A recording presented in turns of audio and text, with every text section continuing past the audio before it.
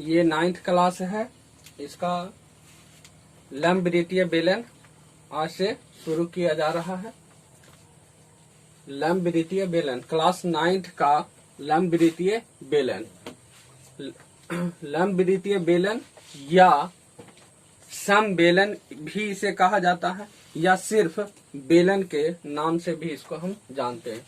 English में right circular cylinder, सिर्फ cylinder के भी नाम से यह प्रचलित है। और 9th क्लास में इससे कुछ क्वेश्चन 10वीं वर्ग में भी बोर्ड के एग्जाम में पूछे जाते हैं। तो सबसे पहले हम लोग जानते हैं कि बेलन कहते किसको हैं। हम लोग इसको लंब-वृत्तीय बेलन के नाम पूरा न लेकर बेलन से संबोधित करते हुए चलेंगे। तो सबसे पहले जानते हैं कि बेलन कहते किसको हैं और इसकी आकृति होती कैसी है। तो बेलन को बनाने के लिए सबसे पहले एक कोई भी आयताकार सतह लेते हैं, पिंड लेते हैं, और एक किसी भी आयताकार को एक भुजा को अस्थिर मानकर, किसी एक भुजा को अस्थिर मानकर, मान लिया जाए हमारा ये ABCD एक आयत है और इसकी एक भुजा AD को अस्थिर मानकर जब चारों ओर इसे घुमाया जाता है तब हमारा बेलन का निर्माण होता है। किसी भी आयताकार सतह को एक भुजा को अस्थिर मानकर जब चारों ओर उसे घुमा दिया जाता है तो हमारा बेलन का निर्माण होता है। यानी बेलन की परिभाषा कह सकते हैं कि किसी आयताकार सतह के एक भुजा को अस्थिर मानकर चारों ओर घुमाने पर जो पिंड बनता है उसे हम लंब-वृत्तीय बेलन कहते हैं। इसकी सही आकृति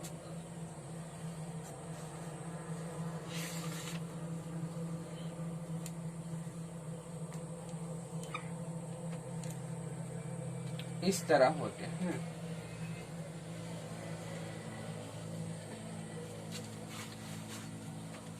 इसी का सुस्पष्ट आकृति यहाँ पर प्रदर्शित किया जा रहा है।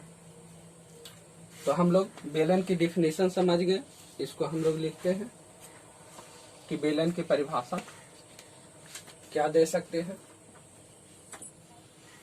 बेलन कहें या लंब-वृत्तीय बेलन, लंब-वृत्तीय बेलन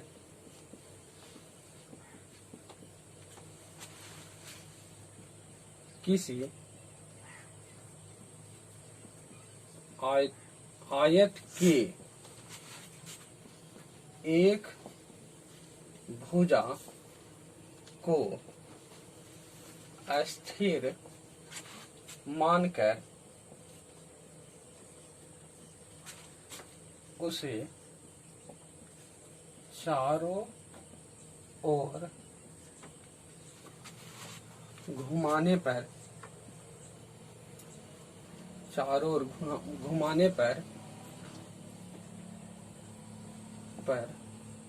जो पिंड बनता है उसे लंब-वृत्तीय बेलन कहते हैं। किसी आयत के एक भुजा को अस्थिर मानकर उसे चारों ओर जब घुमाने पर जो पिंड बनता है उसे लंब-वृत्तीय बेलन कहते हैं। देखें परिभाषा को हम फिर से प्रदर्शित करते हैं कि किसी आयत, मान लिया जाए यह हमारा एक आयत है, इस तरह से हमने एक आयत लिया और इसे चारों ओर इसकी भुजा को जब हम घुमाते हैं तो जो आकृति बनती है उसी को हम लोग क्या कहते हैं, लंब-वृत्तीय बेलन कहते हैं। देखिए इस तरह से भी आयत ले सकते हैं क्योंकि आयत के प्रत्येक कोण 90 डिग्री का होता है, और जब इसे चारों ओर जब घुमाया जाता है,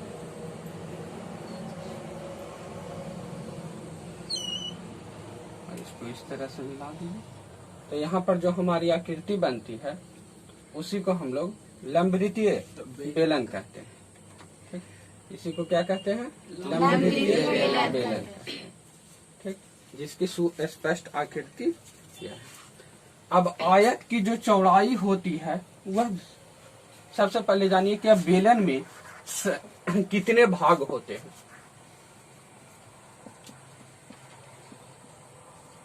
बेलन का भाग,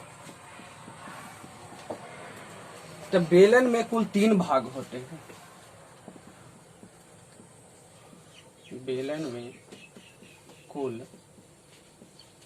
3 भाग होते हैं। कौन कौन भाग? तो पहला भाग देखिएगा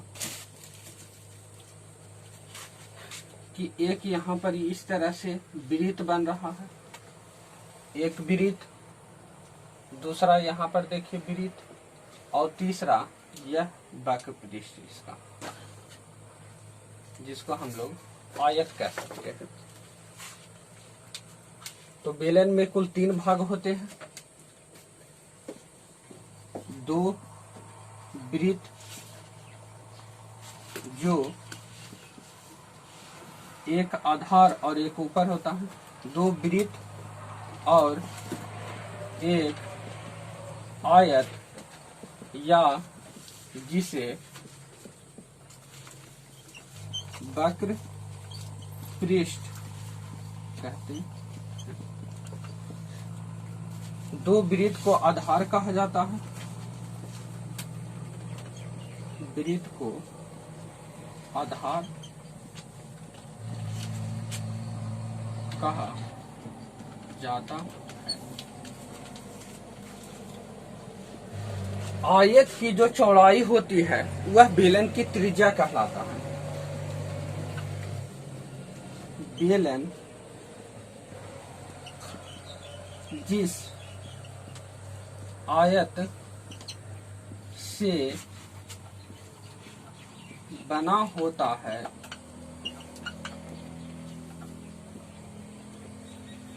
उसकी चौड़ाई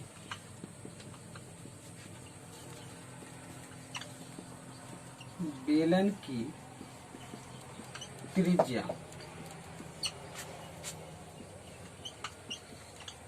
कहलाती है। यानी कह सकते हैं कि यह जो यहाँ से भाग है वह आर है, यह भी जो है वह आर है, यानी वृत्त की बेलन की त्रिज्या, बेलन की त्रिज्या जिसे हम छोटी आर से सूचित करते हैं। अगला पॉइंट, बेलन जिस आयत का बना होता है उसकी चौड़ाई तो बेलन की त्रिज्या कहलाती है, लेकिन बेलन जिस आयत का बना होता है उसकी लंबाई, आयत की लंबाई बेलन का ऊंचाई होता है, बेलन का ऊंचाई कहलाता है, जिसे h से सूचित करते हैं। यानी ये यहाँ से इस दूरी को हम लोग h से सूचित करते हैं, ऊंचाई से सूचित करते हैं। समझ में आया? बेलन किसे कहेंगे? तो आयत की एक भुजा को जब अस्थिर मानकर चारों ओर घुमाया जाता है तो जो पिंड बनता है उस पिंड को लंबवृत्तीय बेलन कहते हैं। बेलन में कुल 3 भाग होते हैं, नीचे वृत्त, ऊपर वृत्त और बीच में वक्र पृष्ठ। 3 भाग बना हुआ है, नीचे वृत्त, ऊपर वृत्त और एक वक्र पृष्ठ। अब वक्र पृष्ठ किस रूप में रहता है? आयत के रूप में। किस रूप में? आयत के रूप में। अब देखिए, वृत्त को आधार कहा जाता है। वृत्त को क्या कहा जाता है? किसका आधार? बेलन का। किसका आधार? बेलन का। हाँ, ऐसे बोलेंगे कि अगर खाली की वृत्त को आधार कहा जाता है तो किसका आधार? बेलन का आधार। किसका आधार? बेलन का आधार कहा जाता है। और बेलन जिस आयत से बना होता है उसकी चौड़ाई बेलन के लिए त्रिज्या का काम करता है। किसका काम? त्रिज्या का। और आयत की लंबाई बेलन के लिए ऊंचाई का काम करती है। यह हमारा ऊंचाई हो गया। और अगर इसके नाम देना चाहें, यह हमारा त्रिज्या आर है, इसको अगर ओ मानते हैं, ये ओ डैश हो गया, यह भी इसकी त्रिज्या का काम करेगा। और ये हमारा यहाँ से यहाँ एच का काम करेगा। ये यहाँ पर 90 डिग्री का कोण बनाता है, यह भी यहाँ पर 90 डिग्री का कोण बनाता है। ये वृत्त की परिधि इस तरह से हो जाएंगे, यह वृत्त की परिधि का काम करेगा। यानी नीचे जो वृत्त जैसा होता है सेम वही है। ठीक, तो आप लोग, ये परिचय था लंबवृत्तीय बेलन का। तो लंबवृत्तीय बेलन बनते कैसे हैं, इसकी परिभाषा क्या है, इसके अंदर की गुण क्या है, जो हमने जाना। यहाँ से चारों ओर नीचे वृत्त और ऊपर वृत्त को हटा दिया जाए तो सिर्फ और सिर्फ इसका वक्र पृष्ठ बचते हैं। वो वक्र पृष्ठ का भी क्षेत्रफल हम लोग देखेंगे, आप लोग इसको उतार सकते हैं। चलिए अब आते हैं बेलन के क्षेत्रफल के बारे में, सतह का क्षेत्रफल के बारे में हम लोग अब चर्चा करते हैं। यदि बेलन की त्रिज्या छोटी आर हो और ऊंचाई एच मानते हैं, तब हम लोग इसके सतह का क्षेत्रफल जानते हैं। यदि किसी बेलन की त्रिज्या छोटी आर तथा ऊंचाई एच हो,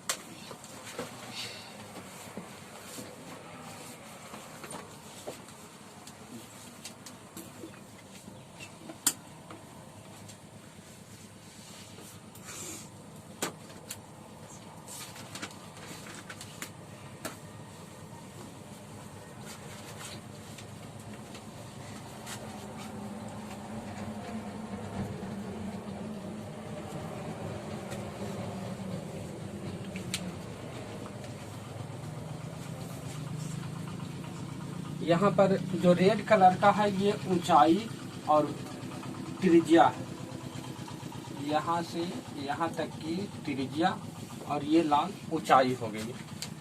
यदि बेलन की त्रिज्या छोटी आर हो तथा ऊंचाई एच हो, तब इसके आधार वृत्ताकार है। तो आधार वृत्ताकार हैं तो पहले तो बेलन के वृत्ताकार सतह का क्षेत्रफल, यहाँ पर ये वृत्ताकार सतह है, तो पहला फार्मूला चलेंगे। यहाँ से हम फार्मूला कुछ लिखा रहे हैं कि इसकी आधार वृत्ताकार है तो वृत्त की क्षेत्रफल जो होता है पाई आर स्क्वायर होते हैं। तो इसमें दो गो बेलन, पहला नंबर फार्मूला, बेलन के वृत्ताकार सतह का क्षेत्रफल, तो वृत्ताकार सतह का क्षेत्रफल पाई आर स्क्वायर होता है। तो इसमें दो गो वृत्त है, एक नीचे एक ऊपर, तो दोनों वृत्त का अगर क्षेत्रफल देखें, जबकि दोनों वृत्ताकार सतह का क्षेत्रफल, तो यह 2 पाई आर स्क्वायर क्योंकि एक नीचे और एक ऊपर, दोनों वृत्त को जोड़ दिए तो 2 पाई आर स्क्वायर। दूसरा, वृत्ताकार सतह की परिधि, जो वृत्त की परिधि होता है वही 2 पाई आर। अब मेन इसका जो फार्मूला है यही है जिस पर आपको सबसे ज्यादा प्रश्न पूछे जाते हैं। बेलन का वक्र पृष्ठ क्षेत्रफल, बेलन का वक्र पृष्ठ का क्षेत्रफल, कर्व सरफेस एरिया, इंग्लिश में बोलते हैं कर्व सरफेस एरिया। इसके लिए आपको फार्मूला होता है आधार का परिमाप गुना ऊंचाई। आधार का परिमाप, तो आधार हमारा वृत्ताकार है, अब वृत्त के परिधि होता है 2 पाई आर। आधार का परिमाप, परिमाप का मतलब परिधि, क्योंकि आधार हमेशा परिमाप का मतलब परिधि नहीं होते हैं। वृत्त में जो परिमाप होता है तो वृत्त का परिमाप कहिए या वृत्त की परिधि कहिए, वृत्त में दोनों सेम ही होते हैं। तो वृत्ताकार सतह की परिधि देखिए या परिमाप 2 पाई आर, और इसकी ऊंचाई h हम लोग कहते हैं, h माने हैं। तो बेलन का वक्र पृष्ठ का क्षेत्रफल 2 पाई आर h। बेलन का वक्र पृष्ठ का जो क्षेत्रफल आएंगे वह 2 पाई आर h होंगे।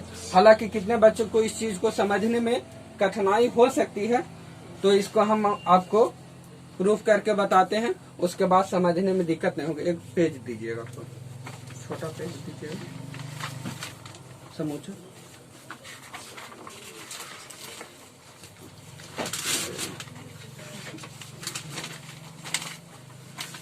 देखिए ये आयताकार सतह है। कैसा सतह है? आयताकार सतह है, ठीक ना। देखिए आप लोग देख सकते हैं कि ये आयताकार सतह है, ये इसकी ऊंचाई, ये चौड़ाई। अगर आयत के लिए चर्चा करें हम, तब आयत की जब चर्चा करेंगे तो ये हमारा,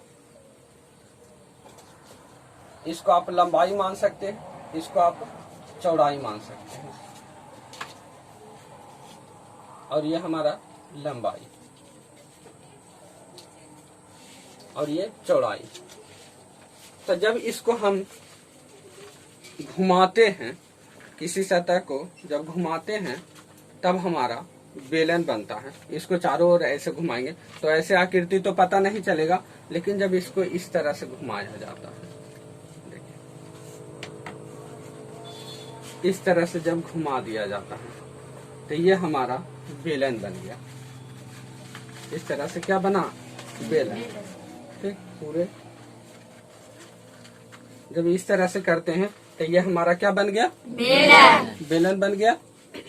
और ये बेलन जब बनता है तो इसकी परिधि जो देखिए वह वृत्ताकार है, आधार जो है वह वृत्ताकार है। कैसा है? वृत्ताकार। और यही पूरा वक्र पृष्ठ है, यही हमारा क्या है? वक्र पृष्ठ। तो अगर आयत की चौड़ाई हमें ज्ञात होती और ऊंचाई तो ज्ञात है, लेकिन चूंकि होता क्या है कि हम लोग जो ये बेलन बना रहे हैं तो इससे जो रियल में बेलन बनना चाहिए था उसका आधार है। अगर रियल जो बेलन बनता तो ये पूरा इसका त्रिज्या होता और ऐसे घूमता, लेकिन इससे जो बेलन बना रहे हैं तो वह बेलन इसकी चौड़ाई इसके परिधि के बराबर होता है, क्योंकि यह 3 डायमेंशन फिगर है। 3 डायमेंशन कहने का मतलब कि लंबाई, चौड़ाई और ऊंचाई तीनों है, और जिसमें लंबाई, चौड़ाई और ऊंचाई तीनों होते हैं तो वह 3D फिगर यानी 3 विमीय फिगर होता है। आकृतियां होती हैं 3 3 विमाएं वाली आकृतियां होती हैं, 3 डायमेंशनल फिगर होता है, और जिसे हम लोग बोर्ड पर सुस्पष्ट तरीके से पार नहीं सकते हैं। उसकी छाया हम लोग बना सकते हैं सिर्फ, लेकिन पूर्णतः उसे उतार नहीं सकते हैं।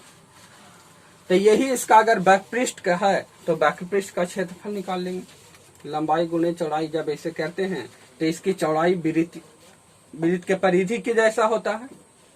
ये जो चौड़ाई है वह वृत्त के परिधि के जैसा है, और वृत्त के परिधि 2 पाई r गुना ऊंचाई। तब हमारा कह सकते हैं कि यह बैकपृष्ठ का जो क्षेत्रफल होता है वह 2 पाई RH होता है।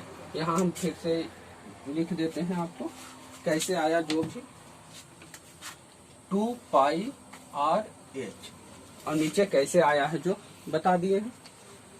उसके बाद आपको चौथा जो फिगर आता है, चौथा फार्मूला, बेलन का संपूर्ण पृष्ठ क्षेत्रफल।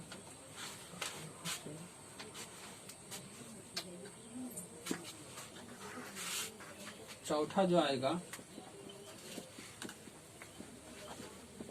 बेलन का संपूर्ण पृष्ठ क्षेत्रफल।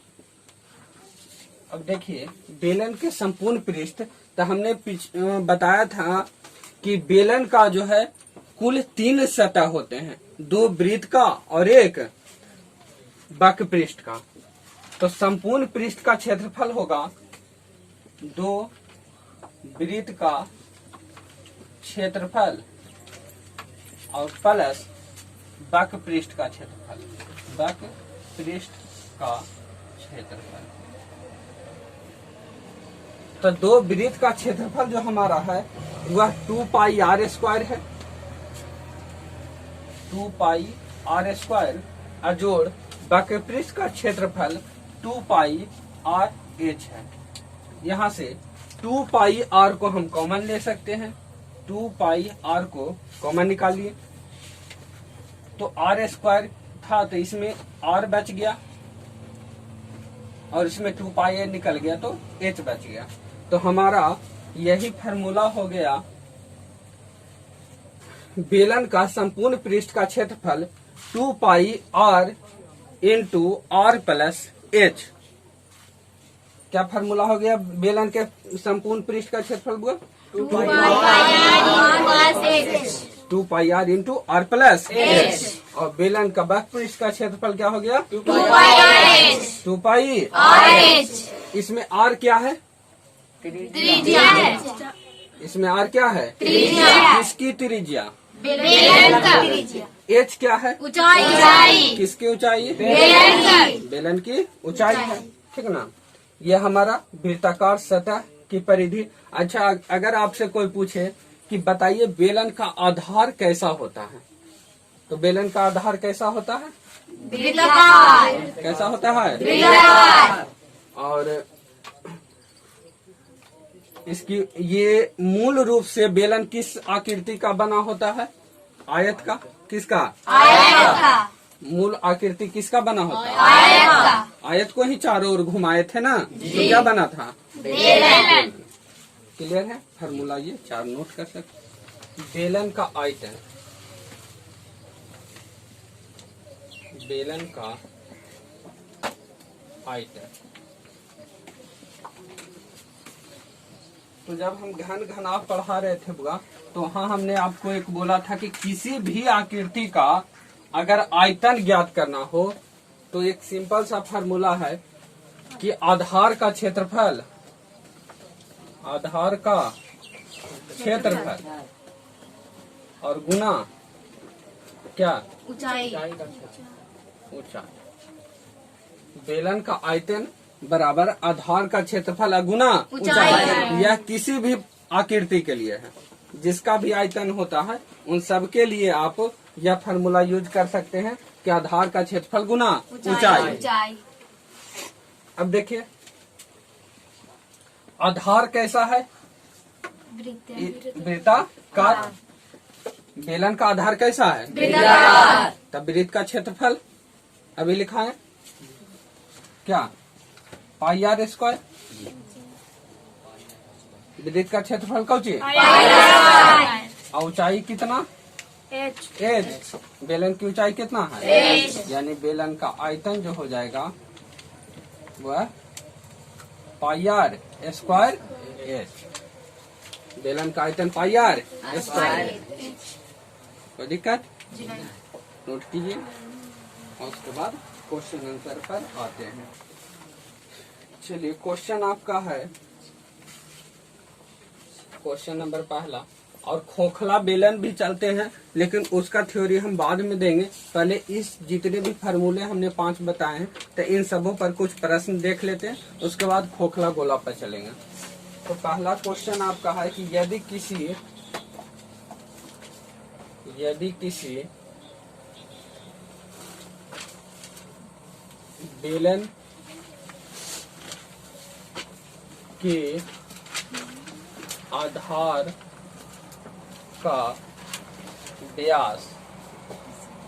का व्यास 14 सेंटीमीटर है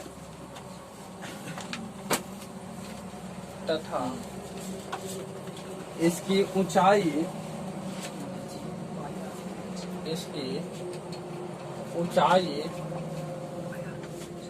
5 सेंटीमीटर हो तो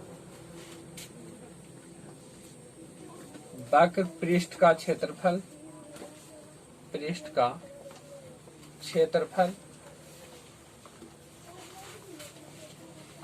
कुल पृष्ठ का क्षेत्रफल कुल पृष्ठीय क्षेत्रफल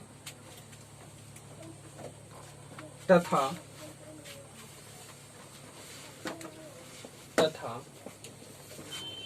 आयतन ज्ञात करें। यदि किसी बेलन के आधार का व्यास 14 सेंटीमीटर है तथा इसकी ऊंचाई 5 सेंटीमीटर है हो तो वक्र पृष्ठ का क्षेत्रफल कुल पृष्ठीय क्षेत्रफल और आयतन हमें ज्ञात करना है।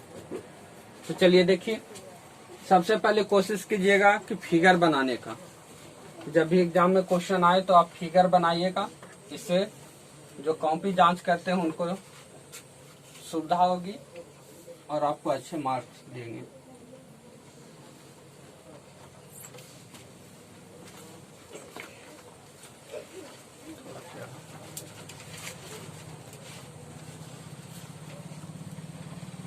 ये हमारा ऊंचाई h है तो h बराबर 5 सेंटीमीटर दिए हैं और यहाँ से यहाँ व्यास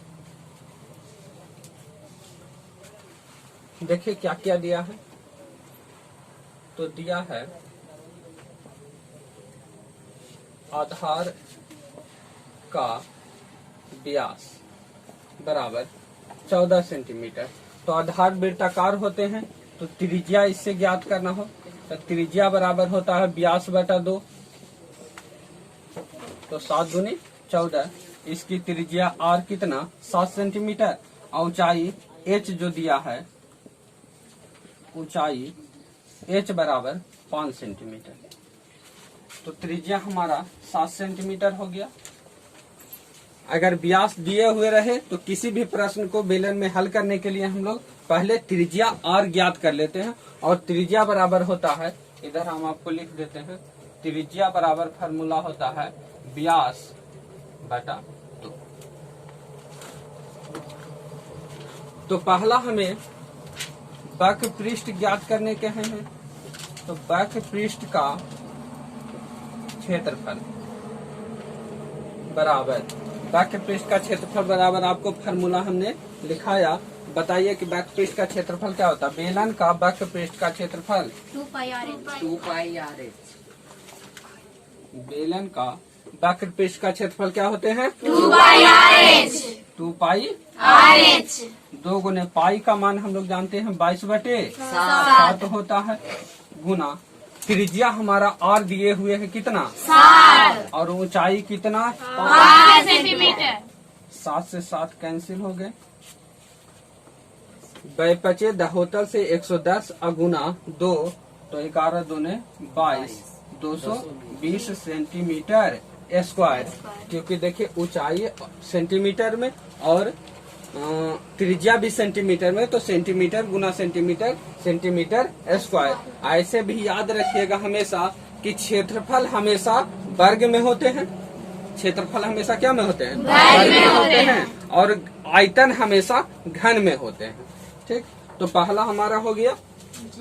दूसरा कह रहे हैं बेलन का संपूर्ण पृष्ठीय क्षेत्रफल, संपूर्ण पृष्ठीय क्षेत्रफल। तो इसका भी आप लोग फार्मूला जानते हैं, अभी लिखाएं।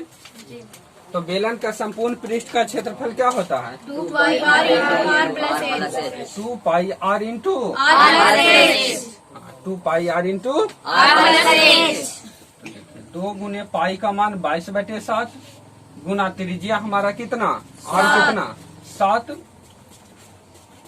फिर त्रिज्या है 7 और ऊंचाई कितना 5। ब्रैकेट के पहले क्या क्रिया कीजिएगा, 7 से 7 यह भी कैंसिल, 2 गुने 22 और गुना में 7 5, 7 और 5 जोड़ेंगे तो कितना 12। और इसको जब गुना करेंगे तो 12 दूनी 24 के 4 बाकी 2, अब 12 दूनी 24 और 2 26 और गुना में 2, 4 दूनी 8, 6 दूनी 12 और 2 दूनी 4 1 5, 528 सेंटीमीटर स्क्वायर इसका कुल पृष्ठीय क्षेत्रफल आते हैं। और आयतन हमारा जो है, यहाँ पर आपको आयतन निकाल देते हैं। तो बेलन का आयतन, बेलन का आयतन, तो बताइएगा बेलन का आयतन के लिए क्या फार्मूला आपको लिखाए हैं, pi r square h pi r square h pi का मान 22/7 और त्रिज्या।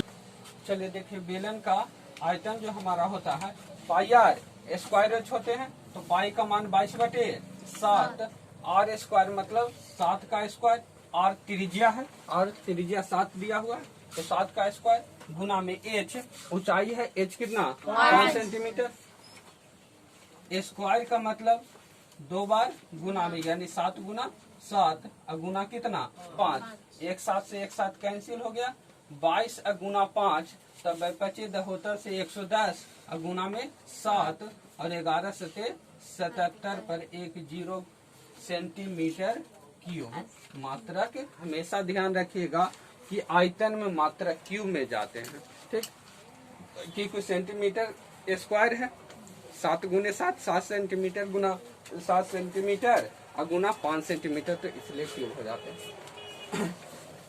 देखिए बेलन का बैकपृष्ठ 2 पाई आर एच हुआ ना बुआ, यानी 2 गुने 22/7 गुने 7 गुने 5, त्रिज्या का मान 7 और ऊंचाई का मान 5, 7 से 7 कैंसिल, 25 दहोतर से 110 गुना 2 तो कितना हो गए 220। ये हमारा कौची का क्षेत्रफल हुआ, बेलन का बैकपृष्ठ का, और बेलन के बैकपृष्ठ का क्षेत्रफल कितना आया, बेलन का संपूर्ण पृष्ठ का क्षेत्रफल क्या फार्मूला होता है, तो बेलन का बैकपृष्ठ का क्षेत्रफल कितना आया, बेलन का आयतन कितना आया, चलिए नोट कर सकते हैं आप लोग। तो होमवर्क में आपको बेलन का व्यास हम दे देते हैं HW के लिए, घर से बनाने के लिए। पहला आपका व्यास 28 सेंटीमीटर और ऊंचाई 10 सेंटीमीटर, पहला क्वेश्चन। दूसरा व्यास 56 सेंटीमीटर और ऊंचाई 20 सेंटीमीटर। ये 2 क्वेश्चन, और इसमें आपको यही 3 चीजें, बैकपृष्ठ का क्षेत्रफल, कुल पृष्ठीय क्षेत्रफल और आयतन, ये तीनों ज्ञात करके बताना है। आंसर कमेंट में जरूर भेजें।